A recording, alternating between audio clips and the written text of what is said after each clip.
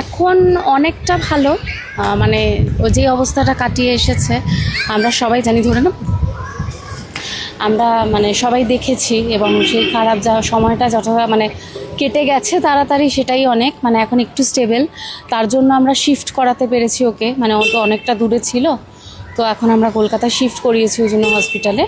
এখন স্টেবল আছে, ডেঞ্জার মানে আউট অফ ডেঞ্জার, বাট পুরোপুরি সুস্থ বলা যায় না, মানে সেটা শারীরিকভাবেও নয় মানসিকভাবেও নয়। বাড়ি নিয়ে যেতে মানে এখনও 2-3 দিন হয়তো থাকবে হসপিটালে, কারণ ও তো মানসিকভাবে ভীষণভাবে বিষণ্ণ, তো ভীষণ ওর মানে মেডিকেল সাপোর্টটাও খুব দরকার এখন। তো সেই কারণে আমরা 2 দিন হয়তো আরও 2-3 দিন থাকবে হসপিটালে, তারপরে ওকে আমরা বাড়িতে নিয়ে যাব। এটা বলতে খুব খারাপ লাগছে যে এত বড় ঘটনা হয়ে গেছে, সোশ্যাল মিডিয়া তোলপাড় হয়ে গেছে, সবাই প্রে করছে ওর জন্য, কিন্তু তারা একটা যোগাযোগ করেনি। ওনার স্বামীও, ওর হাজব্যান্ডও একটাও যোগাযোগ করেনি, না একটা ফোন কল করেছে। মানে ইভেন মা সেদিন রাত্রে যখন ঘটনা ঘটে ওকে হসপিটালে ভর্তি করা হয়, আমাকে ফোন করে ফার্স্ট, তারপর মানে আগে ওকে ফোন করে আমাকে ফোন করে, ও ফোন ধরেনি, মিসড কল দেখে কোনো রিং ব্যাকও করেনি, নট ইভেন আমার মানে আমাদের কাউকেই করেনি, মানে না মানে বাড়ির কারোর সাথেও যোগাযোগ করেনি, এবং ওর বাড়ির কেউও আমাদের সাথে যোগাযোগ করেনি। এটা ঠিক কথা, ও শুরু থেকেই ওদের অনেক রকম সমস্যা চলছিল, তো সেগুলো যেটা হয় একটা সাধারণ মধ্যবিত্ত ফ্যামিলিতে আমরা সবসময় বলি অ্যাডজাস্ট করে নাও, মারা আমরা কখনোই চাই না যে একটা সংসার ভেঙে যাবে বা সেরকম কিছু। ইভেন এখনও ও যে ডিসিশনটা নেবে আমরা সেটাতেই সাপোর্ট করব। তো ও প্রচুর অ্যাডজাস্ট করেছে এবং প্রচুর প্যাম্পার করেছে, যেখানেও মানে 1% ও পায়নি বলতে গেলে।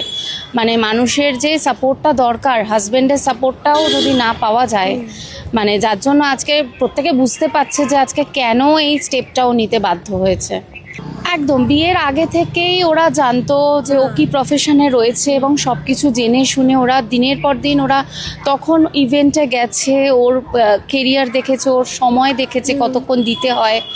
মা সব সময় সব কিছুতে থাকেন, মা টেক কেয়ার করেন, এটা সবাই জানে যে ও ছোট থেকে মা ওকে বড় করেছে, মা ওকে সেইভাবে ট্যাকেল করে, সব জায়গায় মা নিয়ে যায়, আর মা অ্যাজ আ গাইডেন্সও যায়, এবং ওর সব কিছু মানে কখন জল খাবে, কখন কি লাগবে, কখন ডায়েরিটা এগিয়ে দেব, কখন স্টেজে কি দরকার, ওর সমস্ত কিছু মা হ্যান্ডেল করে।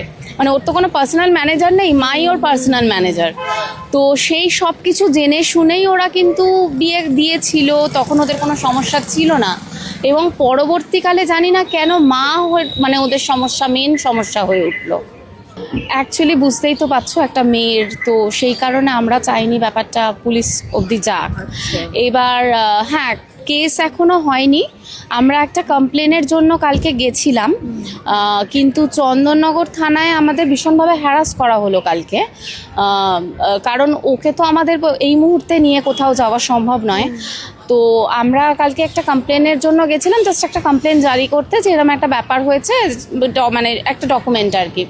আমাদেরকে 5 ঘন্টা বসিয়ে রেখে ভীষণভাবে হ্যারাস করা হয়েছে, অমুক আসছে, বড়বাবু আসছে, ছোটোবাবু আসছে, মেজবাবু আসছে। আলটিমেটলি আমি জানি না কেন কমপ্লেনটা সেভাবে নেওয়া হলো না, বললো এরমভাবে তো কমপ্লেন হয় না, আমরা যদি কমপ্লেন নিই এফআইআর হয়ে যাবে, এফআইআর হলে এই হবে ওই হবে, আপনাদের এই জিনিসগুলো ইনক্লুড করতে হবে, মানে আননেসেসারি প্রচুর হ্যাপাজট ঘুরিয়ে ঠুরিয়ে আলটিমেটলি আমরা কমপ্লেনটা কালকে করতে পারিনি। তো আমরা এখন জানি না ও কি ডিসিশান নেবে, ও বলেছিল মানে তোমরা স্টেপ নিতে পারো, সেই জন্য আমরা এগিয়েছিলাম। তো এখন ওর ওপরেই আমরা মানে ওকে ছাড়া আর কি কমপ্লেন করাটা খুব চাপ হয়ে যাচ্ছে, কারণ আমরা চেষ্টা করেছিলাম প্রশাসন থেকে কোনো সমস্যা হলো হয়তো, তাও আমরা চেষ্টা করব। দেখো আমরা সবাই তো চাই যে সবাই ভালো থাকুক, কিন্তু এইভাবে তো দীর্ঘদিন কি বলবো, মানে এখনও তাও বলছি যে শক্ত হ। এখন মানে প্র্যাকটিক্যালি বলতে গেলে 2 মিনিট পরে পরে কাঁদছে, আর ওকে কাঁদতে দেখতে এরমভাবে ভালো লাগছে না। মানে আমি যদি সত্যি বলছি ভিডিও করে দেখাতে পারতাম যে ও কীভাবে ভেঙে পড়েছে, মিনিটে মিনিটে কথায় কথায় কাঁদছে, আর ওর কথার মধ্যে একটাই কথা থাকছে, একবার ফোন করলো না। মানে আজকে সকালে আমি যখন ওকে হসপিটালে দেখতে গেছি, আমি ঢুকেছি, আমাকে বললো আমার ফোনটা দাও, আমি ফোন দিলাম, ফোনটা অন করেই আগে দেখলো প্রবাহর মিসড কল রয়েছে কিনা, মেসেজ রয়েছে কিনা। এখনও শি ইজ এক্সপেক্টিং যে আমার হাজব্যান্ড একটা খোঁজ নেবে, সেই মানুষটা, যেই মানুষটা যার মানে যাকে ও এত ভালোবাসে, কিন্তু সেই কোনো রকম মূল্য দিল না। মানে আমি তো কিছু বলার নেই আমার, মানে আমি ভাষা হারিয়ে ফেলছি ওকে দেখে। আমি নিজে ইমোশনাল হয়ে যাচ্ছি, মানে আমি ওর সাথে কেঁদে ফেলার মতন অবস্থা হয়ে যাচ্ছে আমার। জেঠিমা কেমন আছেন? ওর মা মানে মাও ভীষণ ভেঙে পড়েছেন, সবাই জিজ্ঞাসা করছে ফোন করে, অনেকে কান্নাকাটি করছে যারা ওকে ভালোবাসে, ওর ভক্তরা, এছাড়াও স্টুডেন্টের মারা। তো মা কাউকে বলতে গেলেও কেঁদে ফেলছে, যার জন্য মা কারোর সামনেও আসতে চাইছে না। মানে আমাদের সবারই এখন মন মেজাজ খুবই খারাপ, যে জানি না মানে আজকে এই যে ট্রমাটা, মেন্টাল ট্রমাটা ওর চলছে, সেই ট্রমাটাও কিভাবে আর কি ওভার আপ করবে। ওর পরপর শো ছিল, মানে ওর পরপর শো ছিল, আমি নিজে জানি, আমার সামনে বসে বাইট দিয়েছে সব। আজকে সকালেও যখন আমি গেছি আমাকে বলছে ওরা সিঙ্গার পেয়ে গেছে, কারণ ওর কালকে শো ছিল, আজকে শো ছিল, ওরা সিঙ্গার পেয়েছে। আমি খালি ওকে একটা প্রশ্ন করলাম, তুই কি এখন সেই পরিস্থিতিতে রয়েছিস? তুই কি গান গাইতে পারবি? তুই দাঁড়িয়ে প্রোগ্রাম করতে পারবি? বললো আমি জানি না। মানে সেটাও যে বললো সেটা জড়িয়ে, কারণ ওর কথা বলার মতন ক্ষমতা নেই, যেটুকুনি কথা বলছে কাঁদছে, যে আমি বুঝতে পারছি না কি করব, কি হয়ে গেল, কেন করলাম।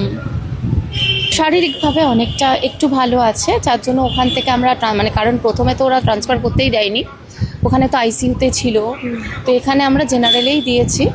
তো এমনি ঠিক আছে, কিন্তু জানতে পারেন কখন আপনারা, মানে ও লাইফটা করার পরই? অ্যাকচুয়ালি ও যখন লাইফটা করছিল ওর সাথে, তার আগেই আমার মার সাথে কথা হচ্ছিল যে ওর এরকম আবার সমস্যা শুরু হয়েছে, এরকম একটা কিছু প্রবলেম হচ্ছে, আবার ও ভীষণ রেগে গেছে, খুব রিয়্যাক্ট করছে। মা বললো যে ও না লাইভ করবে বলছে।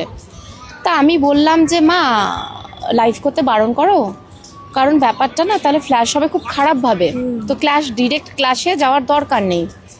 তো মা তখন বললো দিদিভাইয়ের সাথে কথা বলো, বলো কি আমি খেয়ে নিয়ে কথা বলছি। তার মিনিট 5 মধ্যে আমি ফেসবুকে অন হয়ে দেখছি ও লাইভ করছে। আমি ইনসিডেন্টালি কোনোদিনও লাইভ দেখি না, মানে হয়তো ও যখন লাইভ হয় আমি সেই সময়টা অন থাকি না। সেদিনকে আমি ওর লাইভটা পুরো দেখলাম, দেখে আমার মনে হলো কিছু একটা গন্ডগোল। তো আমি সঙ্গে সঙ্গে লাইভ শেষ হলো, আমি মাকে ফোন করলাম। ইভেন তখন আমি দেখলাম সায়কও দেখছে, এবং সায়কও ওখানে লিখেছে তুই আমাকে ফোন কর। এবার আমি সঙ্গে সঙ্গে মাকে ফোন করলাম, মা ও কোথায়? ও লাইভ করলো দেখলাম, এটা কি করলো, তো বলে এরমভাবে সব ইয়ে হলো। তো যাই হোক ব্যাপারটা তো এরকম হলো। তো মা বললো যে হ্যাঁ আমরা না গাড়িতে উঠছি। তা আমি বললাম ওর সাথে ওকে দাও তো ফোনটা, ও ঠিক আছে তো? তো মা বললো যে হ্যাঁ এমনি তো ঠিক আছে, গাড়িতে উঠছি আমরা, তুই তাহলে ওকে ফোন কর। আমি বললাম ঠিক আছে তুমি রাখো, আমি ওকে ফোন করছি। তা আমি ওকে ফোন করলাম, ফোনে পেলাম না, মানে ফোন ধরলো না। তা আমি ভাবলাম যে ঠিক আছে গাড়িতে তো সবাই আছে, এবার স্বাভাবিক ব্যাপার, গাড়িতে ওর আত্মসহায়ক রয়েছে, ড্রাইভার রয়েছে, মানে পাপাইদা যে সবসময় সঙ্গে থাকে সে রয়েছে, মা রয়েছে, মধু রয়েছে, সেখানে এত লোকের মধ্যে তো সেরকম কিছু হবে না, সেফ। ঠিক আছে যাক, সাবধানে বাড়ি যাও, আমি তাহলে পরে কথা বলে নেব। তার 1 ঘন্টার মধ্যেই মা, মানে 1 ঘন্টাও হয়নি, মানে 40 মিনিটের মধ্যে মা ফোন করছে যে এরকম ব্যাপার, আমি ওকে এমার্জেন্সি এখানে ভর্তি করেছি। এবার তখন আমার না এমন অবস্থা, আমি ক্যাব পাচ্ছি না, তো যার জন্য আমি সেই রাত্রিবেলা বেরিয়ে আসতে পারি, কিন্তু ভীষণ টেনশনের মধ্যে ওই রাত্রিটা কেটেছে। তারপর তো কালকে সকাল থেকে ছোটাছুটি যা চলছিল আর কি। পাশে তো থাকতেই হবে, নিজেরা স্ট্রং না থাকলে, মানে আমাদের মন খারাপ থাকলেও নিজেরা স্ট্রং থাকতে হবে। ওকে তো সেটা দেখানো যাবে না যে আমরা খুব দুঃখে আছি, কারণ ওকে এখন সান্ত্বনা দেওয়া বা ওর পাশে থাকাটা, ওকে স্ট্রং রাখাটা হচ্ছে মেন কথা। দেখা যাক, হোপফুলি সবার আশীর্বাদে, তোমাদের সাপোর্টে হয়তো আবার তাড়াতাড়ি ফিরে আসবে সবকিছু নিয়ে। মানুষ দুশ্চিন্তা করছেন দেবরিনাকে নিয়ে, সোশ্যাল মিডিয়ায় প্রচুর মানুষ। আমি কালকে রাত্রি 3:30 পর্যন্ত ফোন ধরেছি, হোয়াটসঅ্যাপ করেছি, মেসেঞ্জার করেছি, প্রচুর মানুষ যাদেরকে আমি চিনি, যাদেরকে আমি চিনি না, তারাও আমাকে মেসেজ করছে, ফোন করছে, খোঁজ নিচ্ছে, দিদির কি হলো, দিদি কেমন আছে, খুব খারাপ লাগছে শুনে। যারা কোনোদিন আমাকে মানে হয়তো ফোনই করে না, তারাও ফোন করছে, কেমন আছে, কি খবর আছে, সব ঠিক আছে তো? তো সত্যি সবাই, আমি দেখছি তো সবাই ওকে খুব ভালোবাসে। ওর এটা একটা ভয় ছিল যে যদি এই ঘটনা সোশ্যাল মিডিয়াতে আসে, লোকে হয়তো বলবে সেলিব্রিটি মানুষ, এদের বিয়ে টেকে না, এদের সমস্যা হয়ে থাকে, এরা বড্ড নাটক করে, তো এই ভয়টা ওর ছিল। তো আমি আজকে ওকে তাই বললাম, তোকে কেউ খারাপ বলছে না, তোকে কেউ খারাপ বলছে না, তোর পাশে সবাই, এবং প্রত্যেকে পজিটিভ দিচ্ছে কমেন্ট, কেউ কিন্তু তোর এগেনস্টে কোনো কিছু বলছে না, কারণ সবাই বুঝতে পারছে তোর জায়গাটা। তো তুই ওটা ভাবিস না যে কেউ তোকে ভুল বলবে। এই মনের জোরে ওকে আবার ফিরতেই হবে। একদম একদম এতজন একদম। মানুষের আমি জোরে। তাই একটু আগেও ওকে বললাম যে মানুষের একটাই কথা, একটাই বক্তব্য, আমরা দেবলীনাদির জায়গা হচ্ছে স্টেজে, একদম। আমরা দেবলীনাদির গান শুনতে চাই।